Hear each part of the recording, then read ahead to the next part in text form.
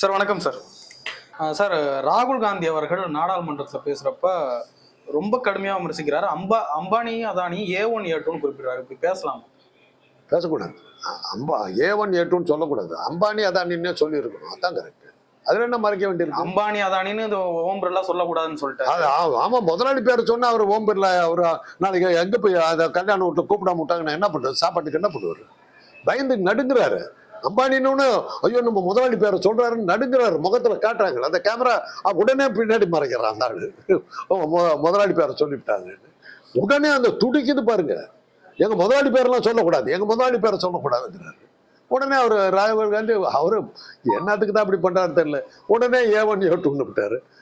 பாவம் ஓம் பிர்லா ஜிக்கு அவருக்கு இங்கிலீஷ் வராது. அவர் என்ன பண்ணாரு? பைட்டோ விட்டாரு. விட்டு பைட்டோ ஓ சூப்பராகோ பைட்டு இதுக்கு அவருக்கு 2 கோடி ரூபா மாச சம்பளம் இதை வாங்குறதுக்கு. அவர் என்ன பண்ணாரு? முதலாளி பத்தி பேசும்போது அவர் என்ன பண்ண முடியும்? இங்கிலீஷ் வரல, ஹிந்தியில சொல்ல முடியல. முதலாளி பத்தி பேசிவிட்டாங்க. நாளைக்கு அம்பானி கோச்சிக்கிட்டாருன்னா அதானி கோச்சிக்கிட்டாருன்னா நம்ம கதி என்ன ஆகும்?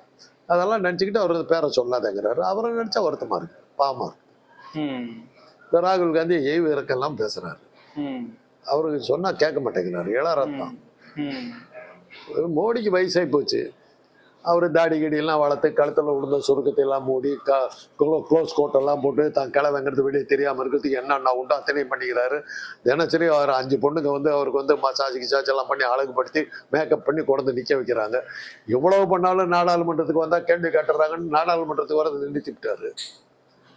இப்போ என்ன பண்ணுறது? அதான் நடந்துக்கிட்டு இருக்குது. இப்போ இந்த போன தடவை பேசின பேச்சுக்கே நான் அப்பயே சொன்னேன், இப்படி பேசினா இனிமேல் வரமாட்டாருங்கன்னு. கடைசியில் பார்த்தீங்கன்னா சொன்ன மாதிரி ஆகிப்போச்சு. இப்போ நாடாளுமன்றத்துக்கு அவர் வர்றதில்லை, நிறுத்திவிட்டார். அவ்வளோதான். ராகுல் காந்திக்கு அது புரிய மாட்டேங்குது. வயசானவருப்பா, கொஞ்சம் வயசானவர், பெரியவர், உனக்கு கொள்ளு தாத்தா மாதிரி அவரை ஏன் போட்டு இப்படி அசிங்கப்படுத்துறேன்னு சொன்னால் கேட்கவே மாட்டேங்கிறார். அவரும் தள்ளாடி கிள்ளாடி எப்படியோ ஒரு இதாக தடுமாறிக்கிட்ட மாதிரி உள்ளே வந்து உட்கார்றாரு. இப்படி பேசுனது தான் அப்போ விட்டு ஓடி போயிட்டார். ஓடி போய் புட்டின்கிட்ட போய் அழுதாரு, என்ன இப்படியெல்லாம் அசிங்கப்படுத்துறாங்க. சரி வந்து ஊரை பார்த்துட்டு போங்க, ஆஸ்திரியாவுக்கு போங்க, அங்கே பாட்டுக்கிட்டலாம் நல்ல இசைக்கெல்லாம் ஐரோப்பிய இசையெல்லாம் நல்லா கேட்கும். அங்கே ஆஸ்திரியாவுக்கு போனாக்கா அங்கே அந்த நாசமாக போன பிரைம் மினிஸ்டர் நேரு தான் எங்கள் நாட்டையே உருவாக்குனான்னு சொல்லி அங்கேயும் அவரை போட்டு அசிங்கப்படுத்தி அமைச்சாக்கா அந்த பெரியவர் தான் என்ன பண்ணுவார் பாவம்? யோசிச்சு பாருங்க. எனக்கு மோடியை நினச்சா அழுகையாக வருது. இந்த வயோதிக வயசில் இப்படியெல்லாம் அவஸ்தைப்பட வேண்டி இருக்குது. இருந்தாலும் பரவாயில்ல, உங்கள் வெளிநாடுகளுக்கெல்லாம் போய் ஒரு சுகமாக சந்தோஷமாக இருந்தது. நாடாளுமன்றத்துக்கு வர நிறுத்திவிட்டார். ஸ்டாப். இனிமேல் அவர் வரமாட்டார். முடிஞ்சு போச்சு. இதெல்லாம் நடந்தது. ஒரே ஒரு படத்தை காட்டி பட்ஜெட்டை முடிச்சிட்டாருங்க. பதிலே இல்லை. அத்தனை மக்களும் சேர்ந்து கொடுத்த பொருள் எல்லாம் வச்சு அல்வா கிண்டி உன் ஜாதிக்கார 3% கொடுத்துட்ட அப்படின்ட்டாரு. அதுக்கு பதில் இல்லை. அவ்வளவுதான். Budget over. ஆனா நிர்மலா சீதாராமன் கொஞ்சம் நக்கலா தானே சிரிச்சுட்டு இருந்தாங்க ராகுல் காந்தி பேச்செல்லாம். வேற என்ன பண்ண முடியும்? கருவாட்டு பறி கொடுத்த பாப்பா தீன்னுவாங்க எங்க ஊர்ல பழமொழி. சொல்லக்கூடாது, வேற வழி இல்லை. அதுதான் அந்த மூஞ்சில பார்த்தேன். வேணும் உட்காந்து பார்த்துட்டு எப்படி இருக்குன்னு எனக்கு ரொம்ப நாள் அந்த இது இருந்தது. கருவாட்டை பறி கொடுத்த பாப்பாத்தி மூஞ்சி எப்படி இருக்குன்னு அன்னைக்கு ராகுல் காந்தி பேசும்போது நிர்மலா சீதாராமன் மூஞ்சி பார்த்தா இப்படித்தான் இருந்திருக்குன்னு தெரிஞ்சது. ராகுல் காந்தியை பார்த்து மோடி திணறாருன்னு நினைக்கிறீங்களா? உண்மையா? இல்லைங்க, ஒண்ணுமே கிடையாது. மோடி என்ன மாதிரி பதில் சொல்றாரு? ராகுல் காந்தி திணறி ஓடி போயிட்டார்ல, ஊரை விட்டு ஓடி போயிட்டார்ல. ஓகேயா?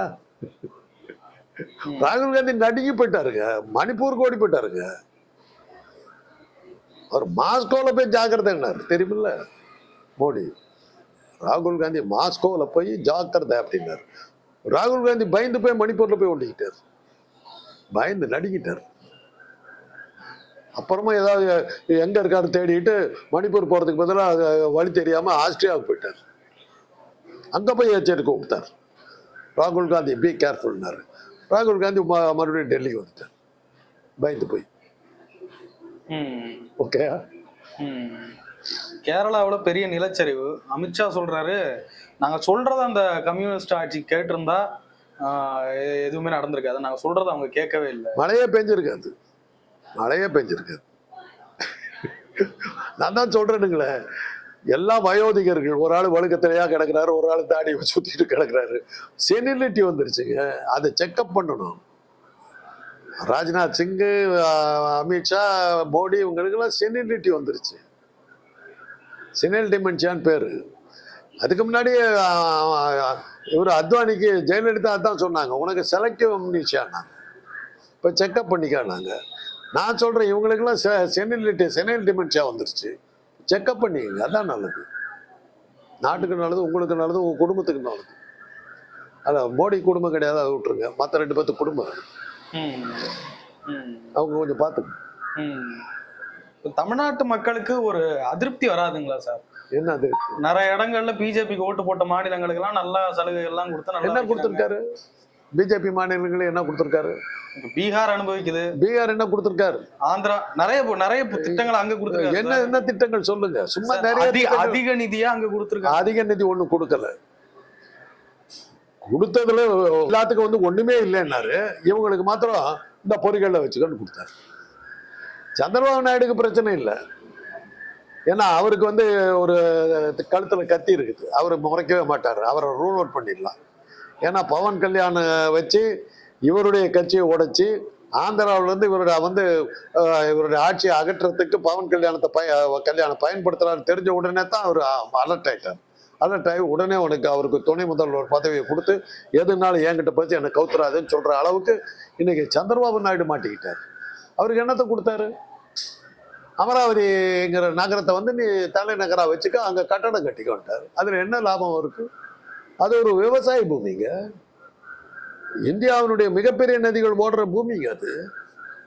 கங்கைக்கு அடுத்த பெரிய நதி கோதாவரி, கோதாவரிக்கு அடுத்த பெரிய நதி கிருஷ்ணா, அதுக்கப்புறம் பெண்ணாறு. இந்த 3 பெரிய நதிகள் ஓடி வளங்கொழிக்க வேண்டிய ஒரு ஆந்திரா விவசாயத்தின் மூலமாக பல லட்சக்கணக்கான கோடிகளை சம்பாரிச்சு வல்லரசா நிக்க வேண்டிய ஒரு ஆந்திராவை அந்த பக்கமே கண்ணு வைக்காம பெங்களூரோட போட்டி போட்டுக்கிட்டு எனக்கு ஐடி வேணும், வெள்ளக்காரனோட பேசணும், இந்த மாதிரி இருக்கிற ஹைடெக் சீஃப் மினிஸ்டர் அவருக்கு அந்த கட்டடம் கட்டிவிட்டாங்க போதுன்னு நினைச்சுக்கிட்டு இருக்காரு. விவசாயிகளை பத்தி அவர் கவலைப்படல. இன்னைக்கு வரல அவர் திட்டங்களை கொண்டு வரல. நான் அதை கண்டு கூட பார்த்துருக்கேன். அவருக்கு நம்ம ஊர்ல இருந்த ஒரு வார பத்திரிக்கை ஹைடெக் சீஃப் மினிஸ்டர்னு சொல்லி கம்ப்யூட்டர்ல பார்த்து என்ன ஆட்சி நடத்தணும், எந்த ஊர்ல எல்லாம் மின்சாரம் இருக்குதுன்னு. இதெல்லாம் நடைமுறைக்கு ஒத்து வர்ற விஷயமா அது. இப்படி எல்லாம் பத்திரிகைலாம் ஏற்றி விட்டு தான் அவர் காணாம போனார். பல காலம் காணாம போய் மறுபடியும் உயிர் பெற்று வந்திருக்காரு. ஜெகன்மோகன் ரெட்டியினுடைய தவறுகள்லாம் வந்தார். அதனால அவரை பத்தி பயப்பட வேண்டிய அவசியம் இல்லை, அவர் காலி. நிதிஷ்குமாருக்கு என்ன ஆச்சு? இவரோட கூட்டணி சேர்ந்ததுனால இடைத்தேர்தலில் பயங்கரமான ஒரு தோல்வி இது பண்ணார். அவங்களுக்கு காசு கொடுத்து தான் ஆகணும். மோடியோட கூட்டணி சேர்ந்து ஆட்சி நடத்தும் போது கட்டப்பட்ட 15 பாலங்கள் இடிஞ்சு விழுந்தது. 1, 2 இல்லை, 15 பாலம் இடிஞ்சு விழுந்தது. அதான் அவங்க ஆட்சிக்கு லட்சணம். அப்போ அந்த இடிஞ்சு விழுந்த பாலத்துக்கு ரிப்பேர் பண்ணுறதுக்கே காசு சரியா போச்சு இல்லை கொடுத்ததெல்லாம். இதுதான் அவங்க ஆட்சியின் லட்சணம். ஆக நிதிஷ்குமாருடைய கதை கதலாகிட்டு போகுது.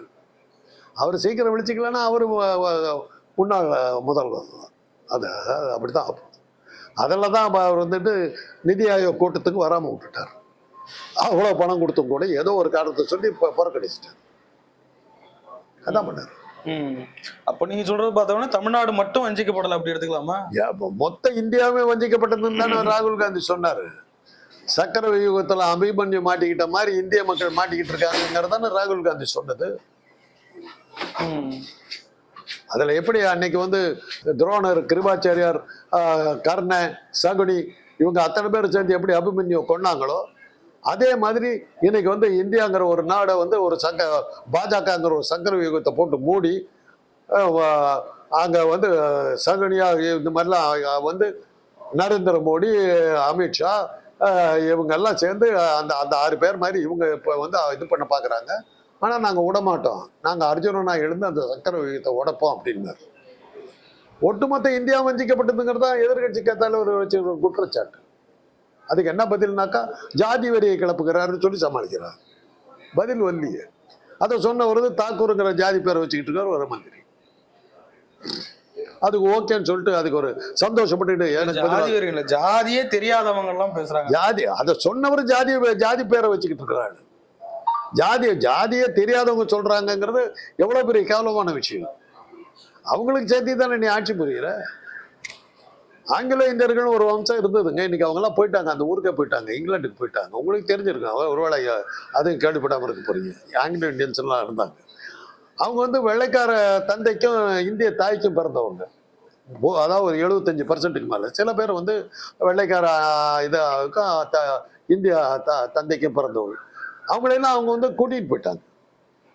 அதே மாதிரி பிரெஞ்சு அரசாங்கம் பாண்டிச்சேரியில இருந்தவங்க, பாண்டிச்சேரி காரைக்காலில் இருந்தவங்க எல்லாம் பிரெஞ்சு சிட்டிசனாக இருந்தவங்களாம் எங்கள் ஊருக்கு வந்துருக்கன்னு கூட்டு போயிட்டாங்க. என் சொந்தக்காரர் நிறைய போயிட்டு பேர் பாரிஸுக்கு போயிட்டாங்க. அவங்களெல்லாம் கூட்டிட்டு போயிட்டாங்க. அவங்களுக்கெல்லாம் ஜாதி இல்லையா? ஆங்கிலோ இந்தியர்கள் பேரில் வச்சாங்க, ஆங்கிலோ பிரெஞ்சுன்னு பேர் வச்சாங்க. அடிப்படை ஞானம் இல்லாத ஆட்கள் திடீர்னு ஆட்சிக்கு வந்ததுனால இந்த மாதிரி பேரெல்லாம் வந்துட்டு இருக்குது. ஜாதி பேர் யார் வச்சது? ஜாதி பேரை யார் கொடுத்தது? ஆரிய வந்தேரிகள். அவனுக்கு இந்த நாட்டுக்கு என்ன சம்பந்தம்? ஆக ஜாதியின் அடிப்படையிலையும் மதவெறியின் அடிப்படையிலும் தான் நாங்கள் ஆட்சி பண்றோம். அதான் ஜாதியே இல்லை. எம்ஜிஆரை கேட்டபோது எம்ஜிஆர் தனக்கு ஜாதி கிடையாது, மதம் கிடையாதுன்ட்டார்ல. என்ன மதம் கேட்டபோது திராவிட மதம். அப்போ கேளுங்களேன். அப்போ எம்ஜிஆர் ஜாதி இல்லாத ஆளுன்றார் தாக்கூர். பழனிசாமி தான் பதில் சொல்லணும். அவங்களோட கூட்டணி வச்சுக்கிட்டு இருந்தார்.